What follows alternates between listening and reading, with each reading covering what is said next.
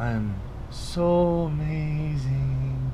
That's what they do because they know that's what you like, man. They spend $1 trillion a year studying your genetics, studying your mind, how you think, how you react. They know you love the good story. You love some feel good. Oh, you love it. They tell you about these people. What do they call Jesus? The greatest entertainer of all time. What do they call Paul? Oh, the greatest prophet of all time. Do you not see the correlation? And it all has one common denominator. Roma. Rome. And the Turks. The Edomites. The home of the Edomites, the eagle, they that shall rule the world by the edge of the sword, with the symbol of the bald eagle. Do you not see? You're in a trance. Wake up. You're in the land of Nod.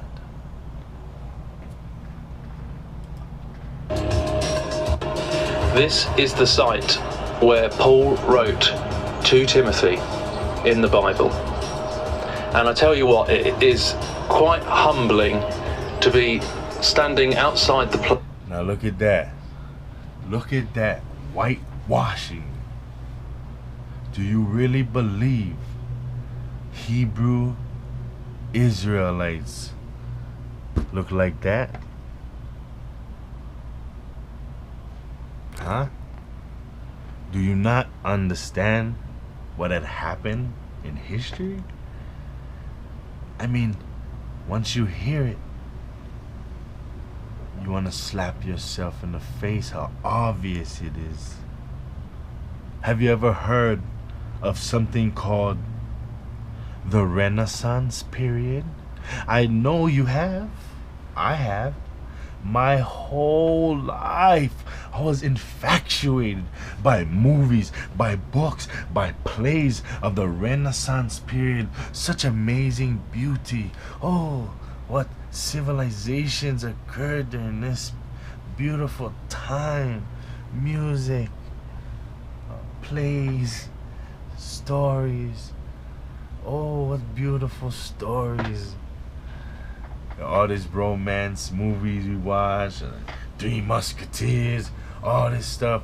Oh, we loved it. We gravitated to it. Do you know what Renaissance period is? Renaissance means rebirth.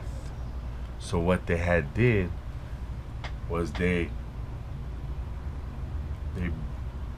redid all of the world's art in the white image, in their image. Why do it all in my image? I did it all in my image. So that's not what they look like, man. Do you know who were the slaves in Rome? Do you not get this? You were the slave in Rome. You've always been the good little slave. Go work. Go get you some nana, make some babies, and do my bidding until you wake up and you uprise. Ha ha ha ha ha. Who are the slaves in Rome? You are the slaves in Rome, my friends. Who destroyed Jerusalem, huh? Who is the great warriors? The Hebrews. We were the gladiators. We were the people fighting in the Colosseum. Do you not get it? We were all over the world. This time we had We have been Hellenized already by the Greeks. So we were all over the world doing different things. We had all started being enslaved, and we had all been gladiators and slaves in Rome. All these stories is calling out to you. Yet you are amongst the only people who do not know your history. And because you're scattered among the earth to the four corners of the earth, and you say, but it's not just I who do not know my history, but they do not know their history as well. But I say, it is because you and they are one of the same people. And as one, as a whole, you are the people who do not know your history.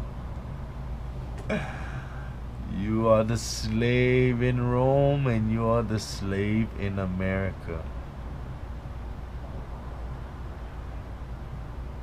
You were the gladiator.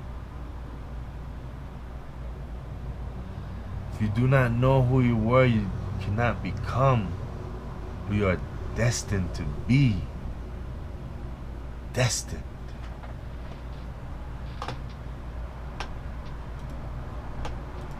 Place where Paul suffered for the furtherance of the gospel. He went through many things through his life, many trials and tribulations, things that we can't. Look at it, show the arch. Isn't this the fucking arch that says Evangeline, the good news of military victory? This was to commemorate the triumph over Jerusalem. I believe that is, but that's just how they do it, man. They're not pushing our culture and history. They're pushing the Edomite culture and history, or the Greek culture, or the Hindu culture, their Arab culture and history, and they're saying this is your culture and your history. You do not get it? They came to you. I can prove this in Hawaii. You were vibing in this indigenous law of nature, following the creative vibe. Then you worship, then some reason you worship many gods and idols and ate pig. Their culture, you worship the pig, their culture. And then they come back and say, oh, you savages, look at your heathenist cultures. We're going to kill you. Yet when they taught you this shit and then left because you uprised against them some shit, I know that there was a time when you all came together and you kicked their asses out of there. And then they come back and get you with the shit they taught you. The same shit applies today. When they came back, we was worshiping many gods and doing some crazy shit, but you're still somewhat in order. So they made you out of order like today. Now you're going out gangbanging, doing all kind of crazy shit, not building nothing. And they say, look, these heathens, these animals, these sex-crazed beasts.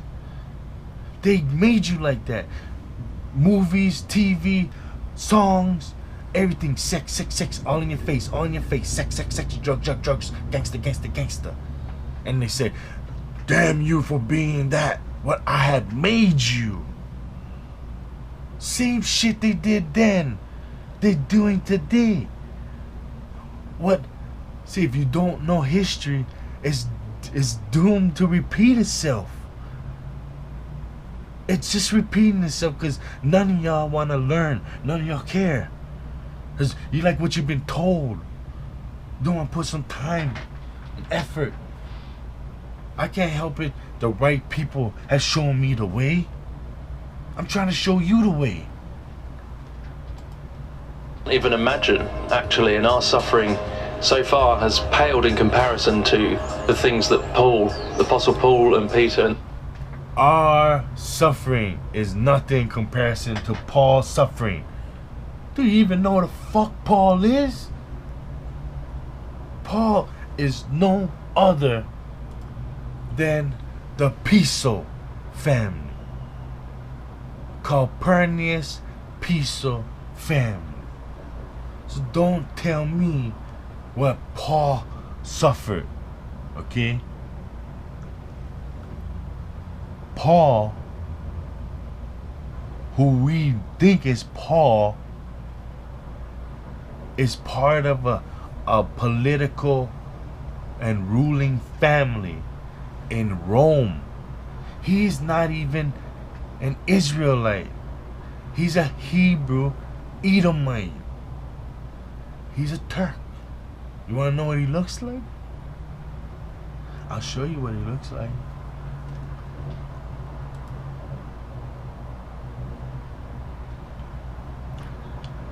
This is what he looks like.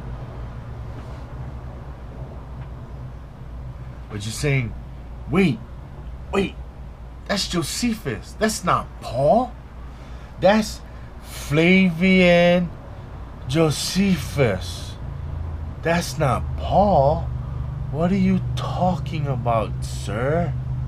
I think you're mistaken. Who's this? Titus Flavius? So are you saying the Flavians are the Roman emperors who destroyed the Hebrew Israelite kingdom? So Josephus has a connection to the Flavians. Oh, you say he was adopted by the Flavians? No. They adopted him as a kid? Oh no. He was adopted as an adult and made a general in their army? What are you saying? He led the army in the destruction of Alexandria? No way. You must be mistaken. This is Josephus. What? Huh. Interesting.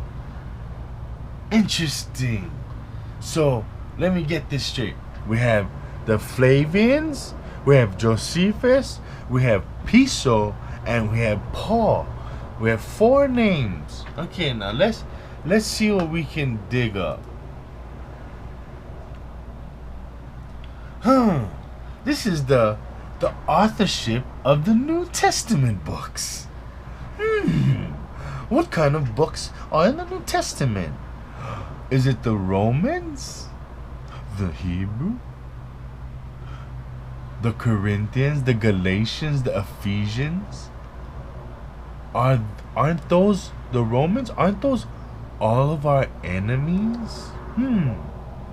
So, let's read a little more.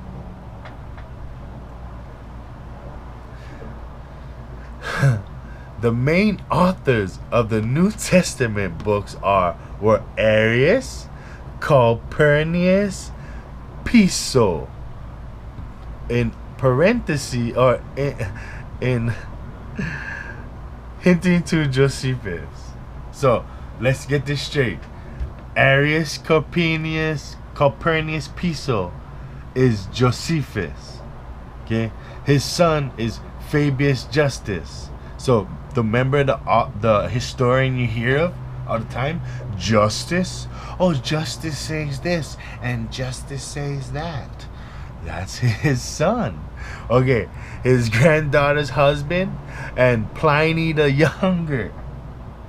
Now, as historians, you know we get a lot of information from Pliny, or a lot of information is taken from Pliny, who is Piso Paul Josephus's grandson, or grandson-in-law, and his son Julius.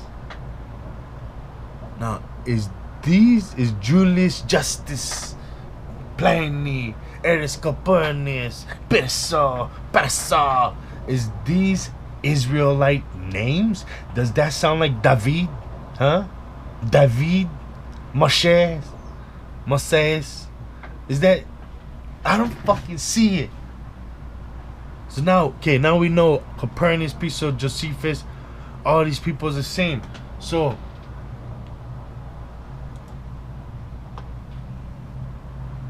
Copernicus, Piso family, who were the Roman aristocrats. So are you trying to say this hard life that Paul had was of a Roman aristocrat, and I gotta be sorry for him? I gotta feel for him and say he's the bestest, and I gotta listen to everything he says. Give up what you got. Be humble and docile. Do not make them pay for it's. The Creator says eye for an eye, tooth for a tooth. But Paul says, no, do not do that. Wait for Christ. So, I don't know what you know, but I know that if Lucius Copernicus Piso wrote all of this, and his whole family, and he's Josephus, and he also is Paul. So you gotta understand, Josephus was what he used when he was working with us, with the Israelites. He couldn't, you know how like reporters, they're non-biased, right? They come in, they don't take sides, and both people allowed the reporter to come in and do exposés or whatever on them, right? Because they're non-biased. So this was his non-biased way of being with us. When he was with us, he went by Josephus. So the writings is a little less biased, more pro-Israel. But it's the same person. Doesn't mean throw away his writings. It means you'll find more truth in Josephus. But this Paul character is all he is. A character. A character created by the Piso family. Now, who is the Piso family, you say? Did you not know that Julius Caesar's wife was a Piso?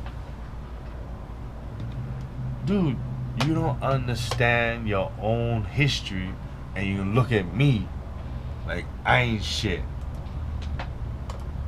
Others went through.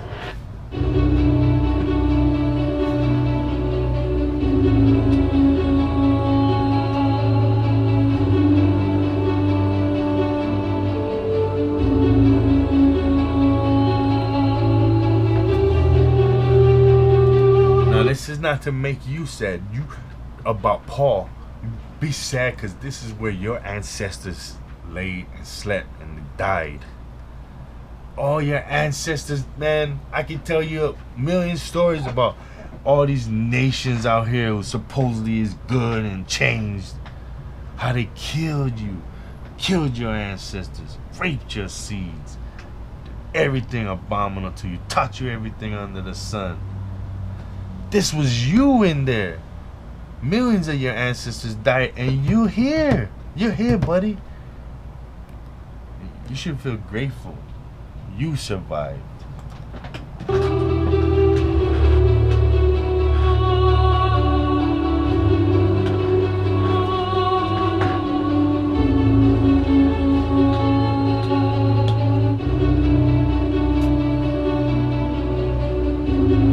Wow. So here I am. Today we're doing the same shit. My dad went to jail and he was in solitary confinement, all that bullshit, because we were misled and miseducated and perverted and made to be less of what we really are. Shit's still going on today. Nothing changed. You know less today than you've ever known. Down here underground in this prison cell. Just incredible. Since this is an active archaeological site, they've actually banned me from filming, but being in here really gives you the raw idea of the cold, damp, harsh conditions that the Apostle Paul had to endure whilst in captivity for Jesus. I tell you, it is freezing cold once you get down here, which kind of makes sense as Paul This wrote is what to the Hebrews Timothy look like.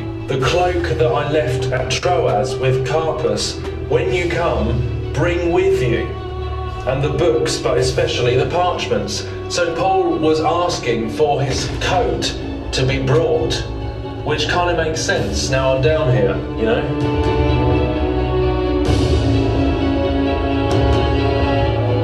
And what's even worse is that back in the day, 2,000 years ago, any prisoner that was down here would have been knee-deep in Roman sewage.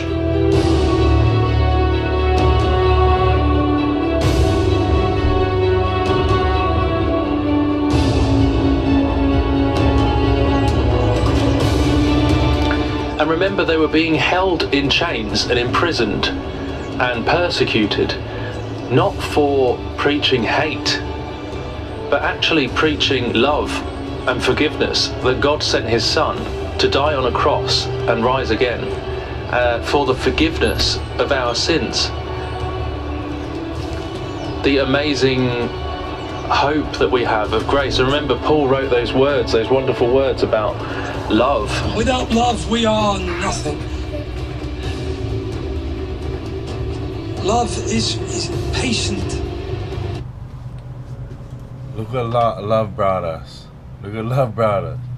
We've always had love. Love's not doing shit for us. You know what does something for us? Education. Education does something for us. Love gets us back into slavery. Education sets us free. Israelite slaves of the Egyptians. That's all love brings us. Makes us slaves. That's Paul's message. Be a slave.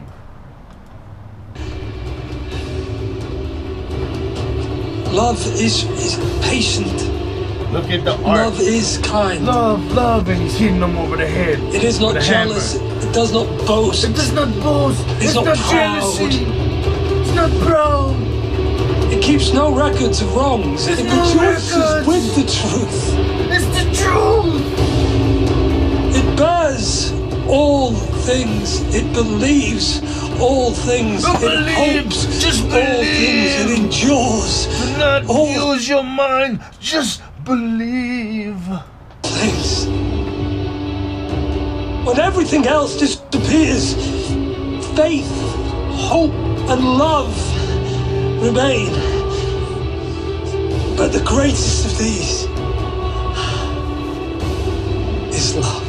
Revealing more of God's nature. You seen that? Oh, this love, and the cross came up. The sign of division. Look, the sign of division. And yet it was a threat to the Roman Empire, and therefore they were persecuted for their faith and for what they preached.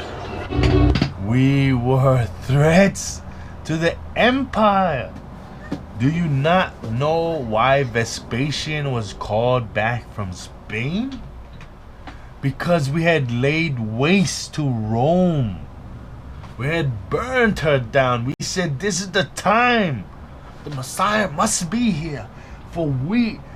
This is the time, they said. And they said, oh, hell no. Let me call my greatest general back, Vespasian. Vespasian said, what the fuck did you do to Rome? And he stabbed him in the neck. And then they tell us today, oh, Nero committed suicide, stabbing himself in the neck. Who stabs themselves in the neck? You got me all kinds of ways, because that didn't happen. But yet, when we're told, we must believe. Just believe.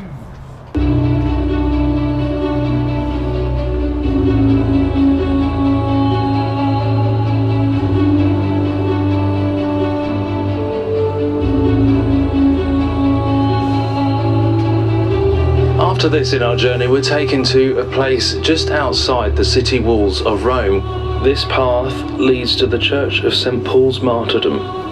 In this place, according to tradition, Paul of Tarsus gave his life for Jesus Christ in the year 67 AD. Silence, please.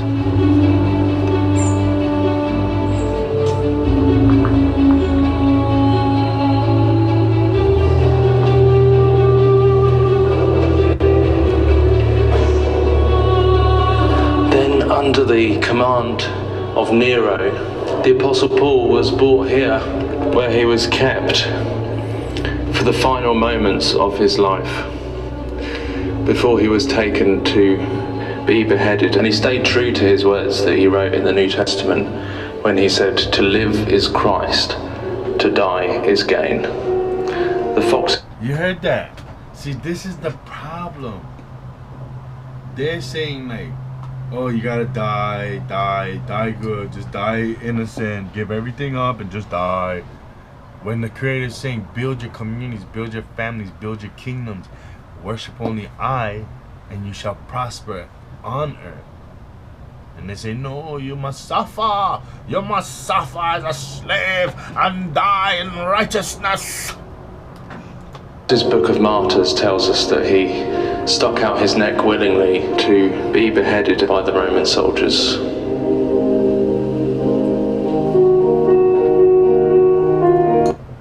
Paul the Apostle, which before was called Saul, after his great travail and unspeakable labors in promoting the gospel of Christ. The gospel. Suffered also in his first persecution under Nero and was beheaded. He was beheaded. Paul is Saul, Paul is Josephus, Paul is Piso. Paul is all these evil characters being spoken of as righteous and good people.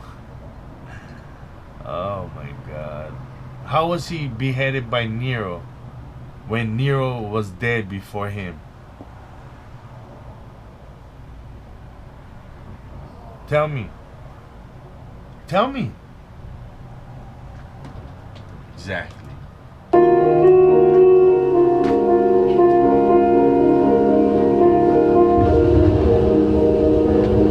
Look at this cunt. This guy. This is the guy. Nero. He lost power and they killed him. And then they said it was a suicide. Suicide. It's a suicide.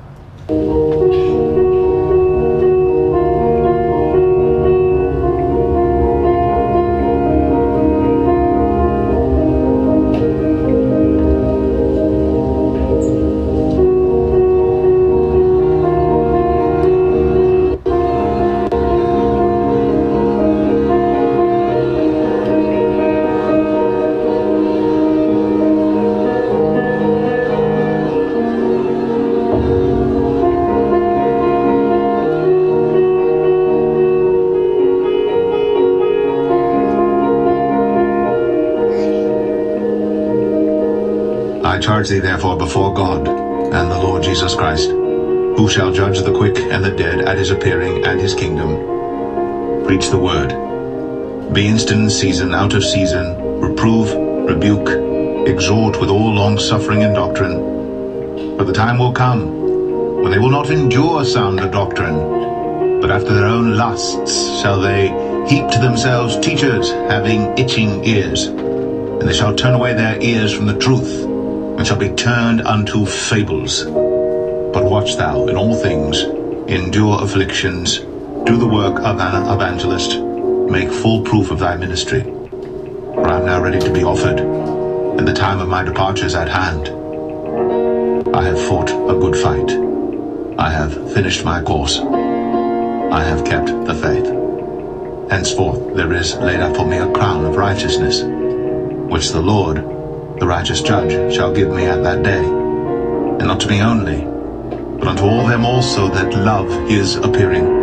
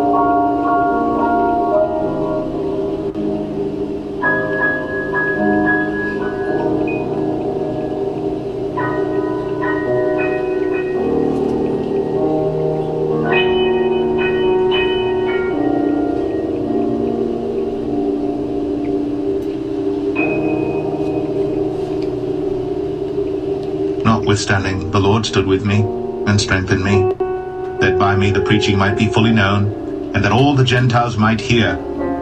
And I was delivered out of the mouth of the lion. And the Lord shall deliver... Enough of that shit, but you understand what I'm trying to say. You were a slave. These people are Roman senators and rulers in Rome, Edomite Turks. Just don't want to play right, but this shows you all the stuff, how these are the piece of family in the story of the Bible, the bibliotheca, whatever you call that.